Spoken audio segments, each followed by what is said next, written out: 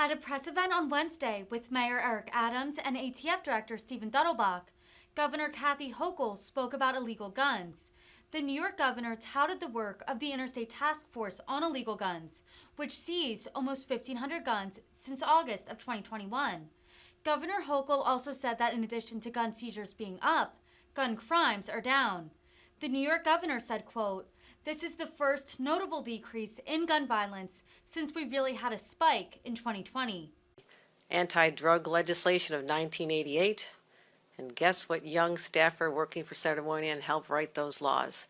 So this is a full circle for me. I was very involved in the anti-drug legislation and worked with Senator Moynihan and made sure a large part of the funding came to our state. So I'm always proud of that.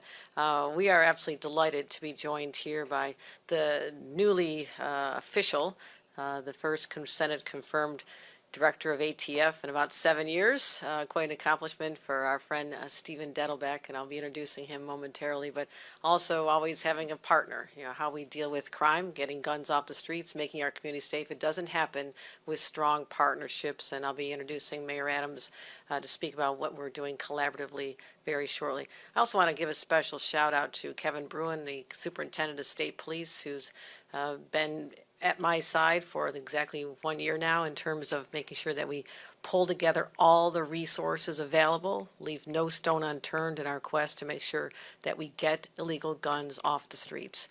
John DeVito, Special Agent of ATF in New York, I want to thank you for what you do statewide. We participated on a call yesterday, and you've been great helping us with other areas like Rochester. We convened for the second time in 3 weeks, a gathering of everybody from federal, state, and local to talk about how we can reduce crime. And indeed, our numbers are showing a decrease literally in the last 3 weeks since we started rethinking our relationships there. Also, Commissioner Rosanna Rosado, the Commissioner of the Department of Criminal Justice Services, I want to thank her for being here as well. We're here to talk about an unprecedented nation-leading response and work on our interstate gun task force. We put this together.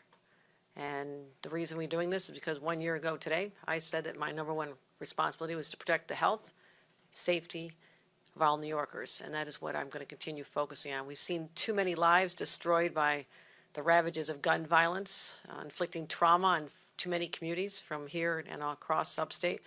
But given the scale of this crisis, we can only confront it in an effective way by working with partners who share our goals, as I mentioned, law enforcement, state, local, federal government.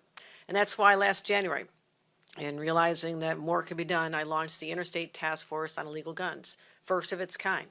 We met in Albany, and we talked about how we can pull together data sharing in other states. Now, what has happened in the past? States conduct their investigations. The data stops at the state line. It was not shared with neighbors, and this pipeline, some call it the iron pipeline of bringing illegal guns in, was being successful because we didn't share data. So I convened representatives for 9 states, Rhode Island, Connecticut, Vermont, Pennsylvania, Ohio, Massachusetts, New Jersey, New Hampshire, as well as New York, Quebec, NYPD, Boston PD, ATF, and FBI.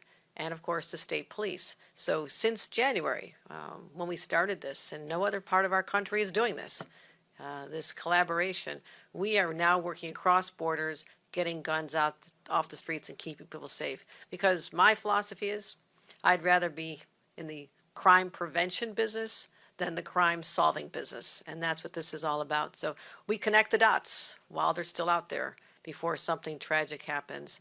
And that's why I'm so pleased to have the full support of the federal government in our efforts. I spoke to the new ATF director, Steve Dettelbach, back when he first assumed his position, and he brought his knowledge already of what we are doing here and talked about how he wants to use this as a blueprint to show other states how to combat gun violence. So over 7 months now in our response to dealing with the epidemic of illegal guns flowing across our states. We already have become that national model. And our gun seizures are up. I'm really proud of this across all New York law enforcement agencies, up 20% through July of this year. And New York State Police, when I first became governor, and I know a little bit about law enforcement, I said, what else can we be doing? Because the guns are coming across borders like Pennsylvania, where there's gun shows, where weapons are being sold.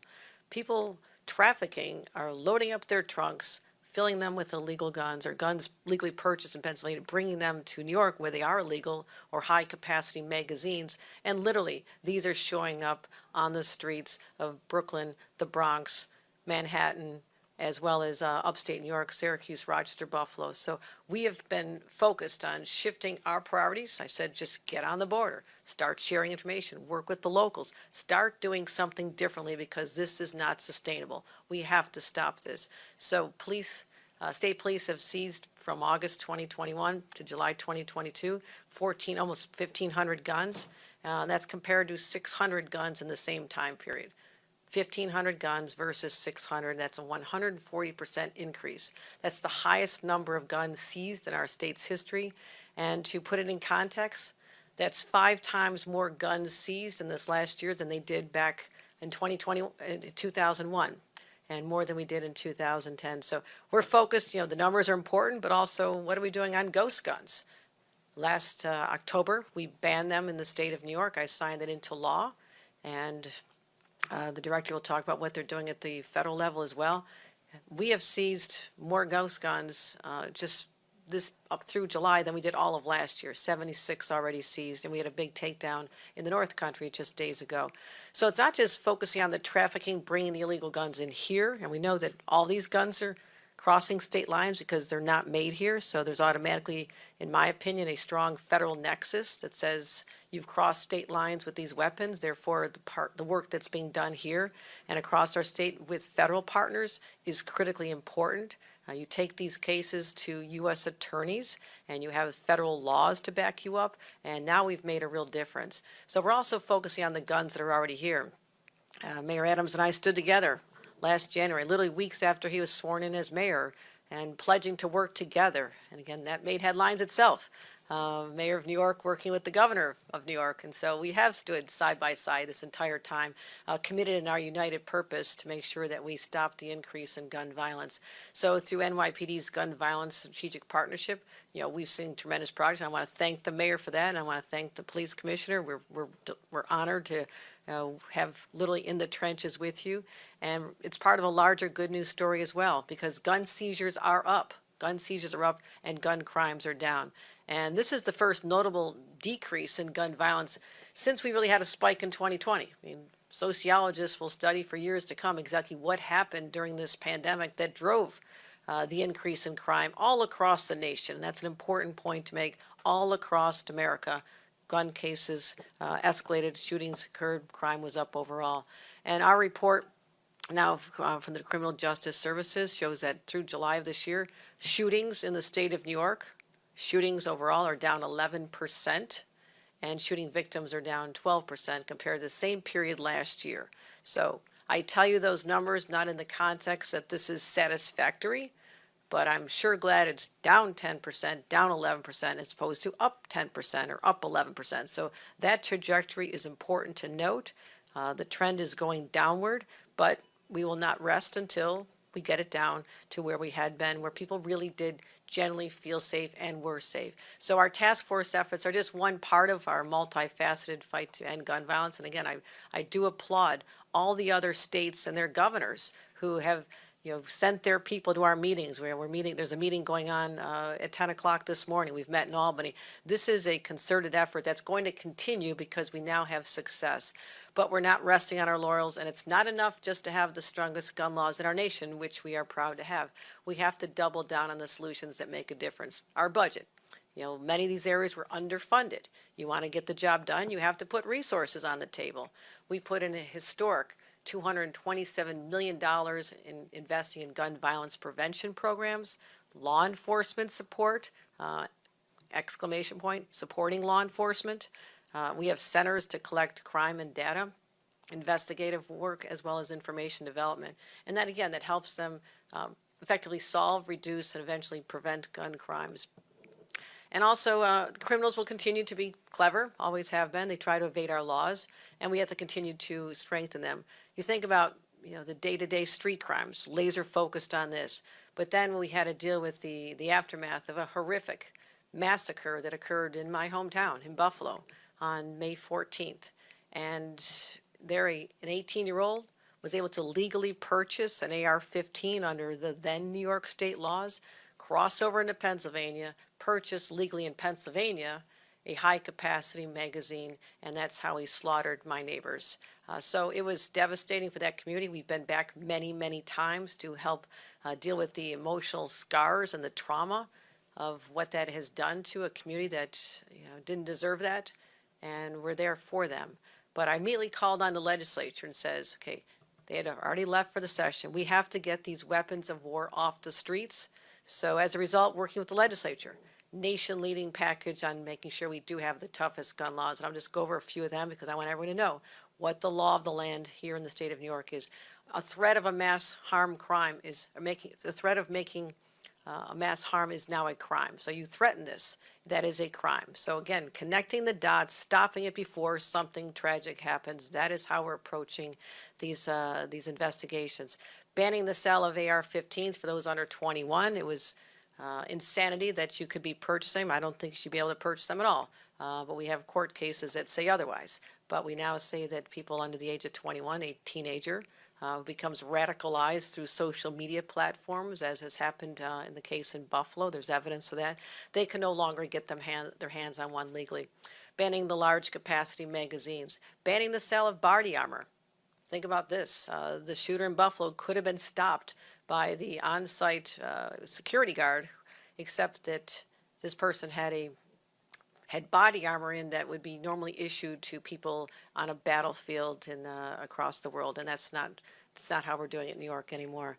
We also talked about, I mentioned social media a number of times.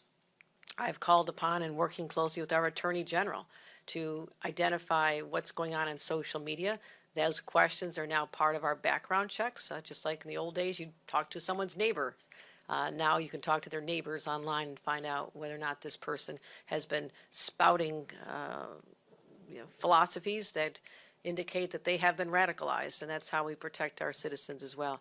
We're also requiring permits for semi-automatic rifles. We're having background checks for buying ammunition. We're having an ammunition database and requiring enhanced reporting by all law enforcement agencies, and that's part of ATF's collective data sharing program. Again, it's strange to think that the ATF is doing their work. They have a database, but there are not requirements that localities or states provide the ATF with what they're finding. So again, another void of information sharing that was crippling the ability to make smart decisions based on data and target the people who are the shooters, the trigger pullers, as well as leading them to the major traffickers. So you'll be hearing about that, but also in my budget, we literally tripled our funding for the 10 crime analysis centers across the state, and we're continuing to do that work. Lastly, I'll talk about what we did with our red flag laws. We're very proud that immediately after the Buffalo shooting, I directed, and this was not permissive, this was a directive to the state police, that when they become aware of an individual who could do harm to themselves or others, we have a right to find out if they have access to weapons, and if so, take them, appear before a judge, make your case, but in so doing, you may be preventing the next mass shooting or further shootings on the streets. So we've had a number of protection orders along these lines. We just did an event out in Suffolk County, which is #1 in the state in terms of issuing these. Our orders of protection increased over 74% in this short time, 188 protection orders issued, and that means 188 people may have been thwarted from doing harm to others, and that's how we've kept hundreds and hundreds of guns out of the hands of others. So again, following the Supreme Court decision, which was not welcome in our state, the decision at the end of June, in addition to undoing the rights of all women in this country, they also took away the right of a governor to protect her citizens from people carrying concealed carry weapons. And we got together quickly. We made changes. That law had been in place for over a century. So now we're working through this extraordinary session we have. We now have August 31st. You'll see me doing another event. I'll be talking about exactly what we've been working on almost daily, putting together all the regulations that talk about, what are the sensitive locations where we're going to restrict concealed weapons. We're in conversation with the mayor on this to talk about, our concern about the city of New York and our subways and our places of worship and schools and countless places where common sense says someone should not be able to carry a weapon concealed because you don't know what they're going to do with it. So we're taking it back within the confines of the new Supreme Court decision, and all that information will be released in time for the September 1 effective date. And as I mentioned, we're going to enhance, have background checks for ammunition, safe storage requirements. So we're doing a lot. Stay tuned. Stay tuned. We're continuing to focus on this. First thing I think about in the morning and last thing at night is how we can continue to keep New Yorkers safer. So we're not going backwards, despite all the obstacles that are thrown our way. We're persevering because the cause is just, protecting citizens and giving that security that every parent deserves, or every person who comes to our cities or our other areas around the state. They deserve to feel safe. And I, as the governor, working with the mayor, working with our federal partners in Washington, are also duly committed to sharing information, sharing resources, sharing talent, and that is how we're going to make a real difference. So we're not just going to talk about doing something, we're actually doing something. More needs to be done, without a doubt. I'm just giving people a snapshot of the progress we're seeing thus far, but we will not rest until we've done everything in our power to end the scourge of gun violence in our streets.